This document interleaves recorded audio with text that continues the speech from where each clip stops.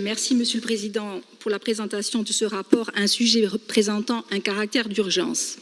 Il est vrai qu'en Corse, la question des prix de biens de consommation beaucoup plus élevés qu'ailleurs est une problématique. Cela a été souvent évoqué dans l'hémicycle.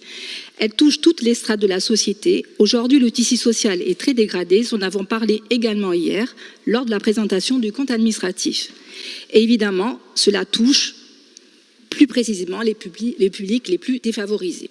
Alors après des crises successives, la Covid, celle des Gilets jaunes, aujourd'hui la guerre en Ukraine, elles ont toutes contribué à accentuer les disparités. Pour cela, Monsieur le Président, vous avez réuni le 23 mai la conférence sociale pour le respect des droits fondamentaux des citoyens de Corse.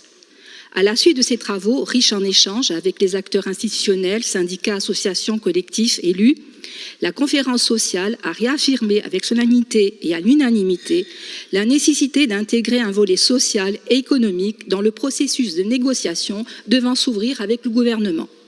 Avec à l'esprit, évidemment, de continuer à travailler sur les questions de fond, puisque la cherté de la vie en Corse appelle des réponses structurelles, la conférence sociale continuera donc ses travaux.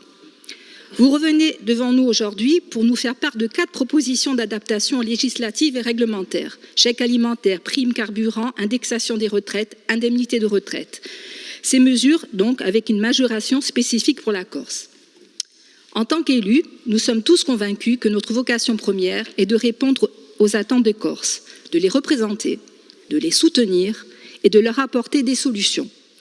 Aujourd'hui, d'une manière très concrète, nous apportons des réponses. C'est pour cela, comme je l'ai indiqué en commission, qu'il s'agit ici d'enjeux majeurs et qu'il est fondamental que tous ensemble, ici dans l'hémicycle, nous apportons un soutien unanime à cette démarche, comme vous l'avez souligné, Monsieur le Président, au-delà de nos différences.